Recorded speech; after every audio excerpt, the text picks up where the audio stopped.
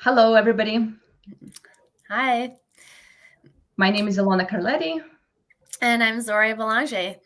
Welcome. It's another Saturday in the summer, and if we don't have too many people joining us live, it's probably because you are all enjoying your summer. It's a really nice day again, and Here in Edmonton, it's been like in raining for Edmonton 2 it weeks, is. and now finally we are getting summer and sun and hot weather. So Yeah, we are not taking it against you guys. Enjoy your summer.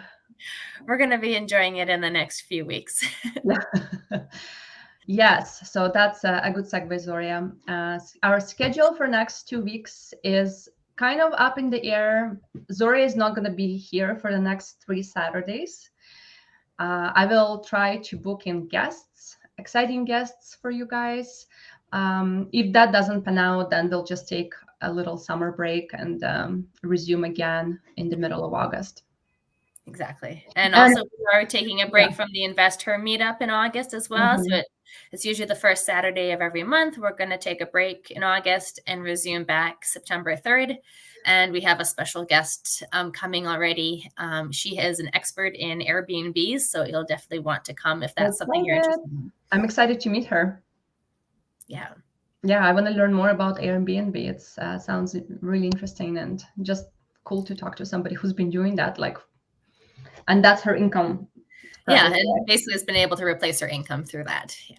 That's awesome. Yeah. So you don't want to miss that. If you're interested in Airbnb or in-person meetup and come and meet other investors, some people are beginners, others have extensive investment careers. So we are coming together every Saturday of the month, except for August. And next one, like Zora said, is September, and we are having a good conversation, some drinks, and good food. So come and join us on September. What is September it? 3rd. 3rd. Yeah. Awesome. Yeah. And now, yeah, for today's topic, we were thinking of just continuing on kind of a topic we had a couple of weeks ago of, passively investing in multifamily. And so today we're going to be talking about how to find and vet a managing partner.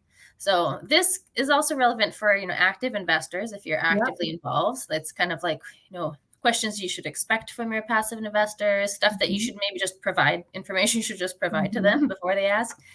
But specifically for passive investors, if you were thinking of just being like a silent partner, just investing your capital, then it's really important to do due diligence on whoever is managing the deal.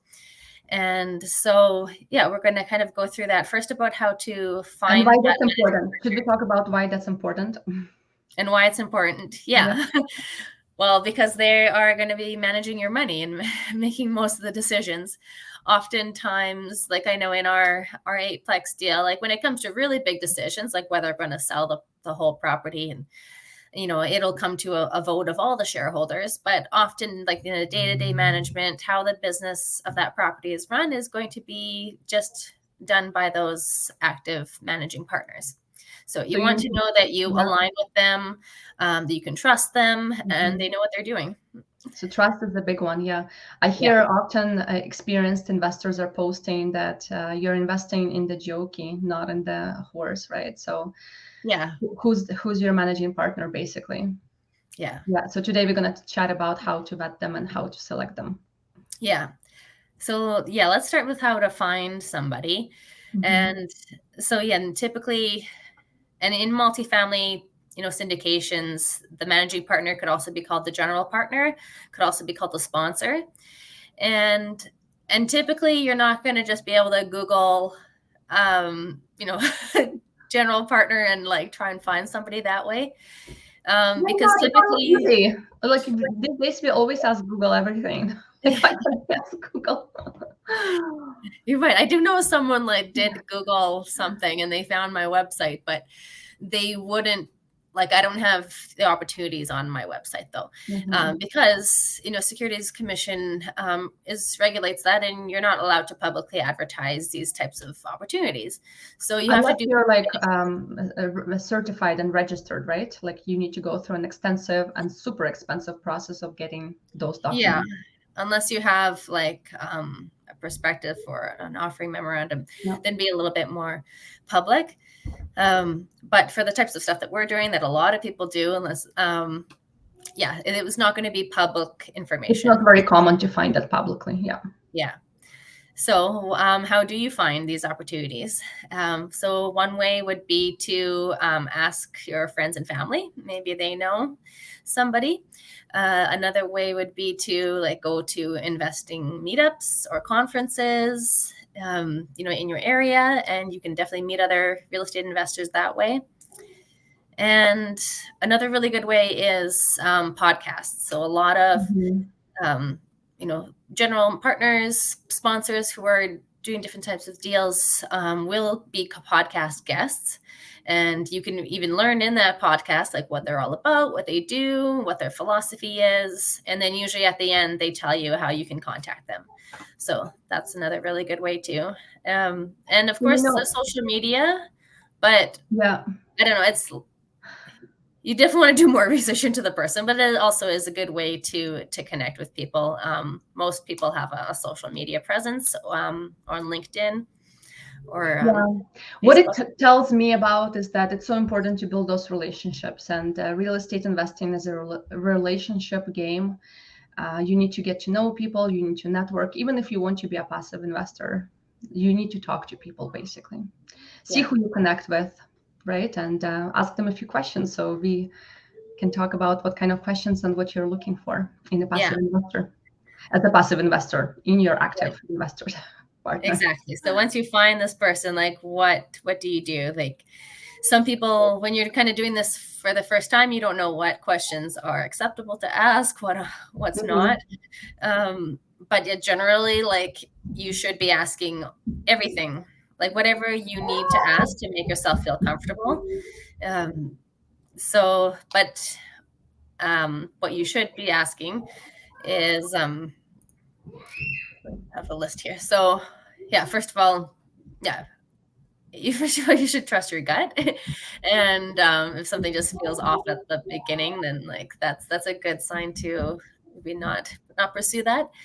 But one of the biggest things is you want to look at their track record and their experience, right? Because that's really going to affect how the deal goes. And so you want to ask about the current deal, the previous deals, the markets that they invest in, the performance of their deals, whether they have sold any properties and how that went, and what has been their kind of average return to invest. Sorry, can you hear the feedback from my? Yeah, I can hear. Okay, I wanted to add to that. I would also ask about how they assess risk and how they mitigate risk in the projects that they invest in. So that's usually a really good indication, because you as a passive investor, you want to know their thought process and their approach to risk. And you need to have a similar risk tolerance to them, that they're not too risky. And because you're not going to be making those day-to-day decisions. You need to trust them fully that they make the right decisions for your money with the best your interests in mind. My other point was, sorry, I'm getting distracted here. My kids are running outside my door. I think it's really important to have a really good communication. So like, how do you vet your passive partners? What kind of communication, and how do they communicate? How do you communicate with them? Do you understand each other? Are they like stable financially and emotionally? Are they able to handle those risky situations, or like challenging situations? Not risky, but when things go awry, and things can go awry, and sometimes they do go awry. So like, you need to be able to trust that the person can handle difficulties and solve problems, and they're stable. Yeah, those are really good. Those are really good points.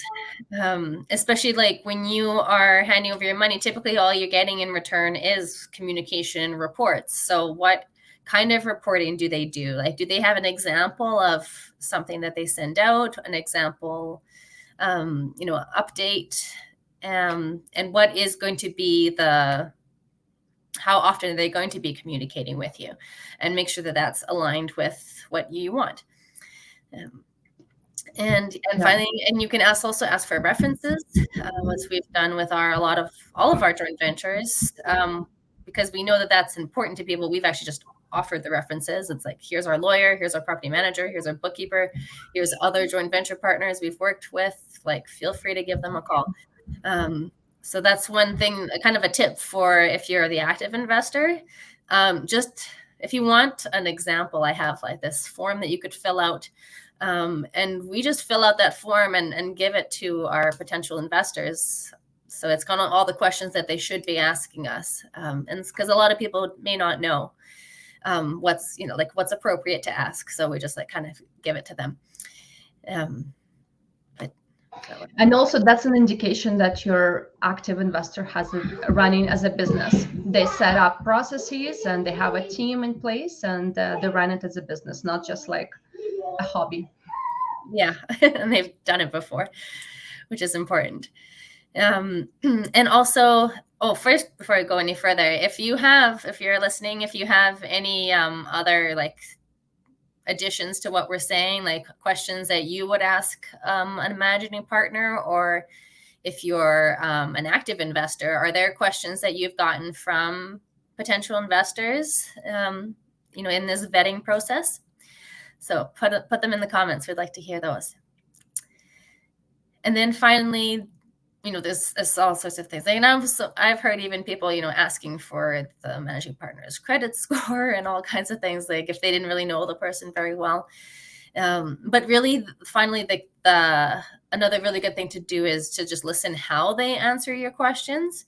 Because I have actually heard of this happen to people where the person answering the questions was very defensive and making the person asking sound like making them almost sound stupid for asking. So if someone's making you feel like, oh, you shouldn't be asking that, making you like, if they're getting defensive or frustrated in answering those questions, then that's kind of a red flag. They should be happy to answer all your questions. Yes. And then that investment did not go well. Those people who were. So they still went with them? Oh. Yeah. They still went with that person? It was more like, after the fact, they realized, you know what, they were kind of not really willing to answer our questions. But unfortunately, that deal didn't go well with nothing that we were a part of, just to be clear. Yeah, that's too bad. Yeah, so it's important to vet your managing partners. Ask them all sorts of questions, and if they're not willing to answer your questions, what kind of communication are they going to have with you over the next time frame that your money will be in the deal, right? It's a big sign. So yeah, exactly. Zorya, in the beginning of my investing career, I heard people talk about you wouldn't invest with somebody who you don't see yourself having a dinner with. Mm-hmm. So if you don't see yourself as hanging out with those people, and you wouldn't want to invite them over to your house or go to their house for dinner, like that's just like, why would you then partner together, right? Yeah. On a deal. That's really good. Yeah, we kind of use that criteria as well. Yeah. It's like, would we have this person over? If not, then probably not going to be a good fit, right? Because it's still going to be a long-term relationship, even if it's a shorter term thing, like 2 to 3 years. That's still a significant length of time. Yeah, you want to be able to get along, and especially when things don't go well. You want to make sure that they're going to be able to communicate that to you.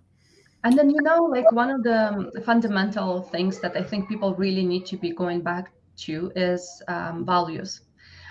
Are your values aligned, right? Like, are you compatible as people, not for like a personal relationship like partners, but like as business partners? But you can become friends, like you and me became friends in the process of us getting to know each other. But also, like, are your values aligned, right? That's so important. Yeah. And just sharing your values and seeing what theirs are. Because as things will go will go wrong sometimes. Like, it's important to be on the same page. Oh, we got a question. Hi, Corey. It was a comment. Yeah, that's really good point. So yeah, Corey brought up that you do have to ask some hard questions as well. Yeah. Like, have you ever been involved in any type of fraud, litigation? Have you ever been sued? Have you declared bankruptcy? Or been part of any corporation that has? Yeah, absolutely. Yeah, ask those hard questions, and then you can know. And yeah, those are all acceptable to ask. Yeah, it's better. It's almost like when you sign a JV agreement, it's almost like a prenup. You go through all the little details. What happens if this happens? What do we do if that happens? Like we're walking and talking through like really tough and heavy situations, imaginary situations at this point, but in life everything happens, right? So you've got to be prepared. So it's important to be ready and to know what you're getting into. Yeah 100%. And then there are obviously questions that you want to you want to vet the market, you want to vet the deal itself, and I think we'll probably save those for a different live. Yeah. But this was mostly about just vetting the managing partner. Like what is the most difficult question you ever got, Zorya?